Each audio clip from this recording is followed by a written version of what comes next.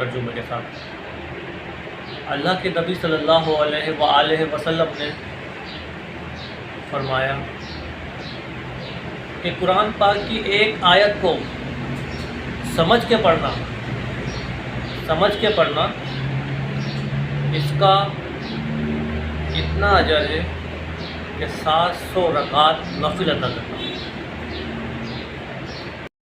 और ये हदीस है इब्ने माजा की हदीस नंबर 219 चैप्टर नंबर 16। जज़ाकल्लाह खैर। अस्सलामु अलैकुम वरहमतुल्लाहि वबरकातुहू।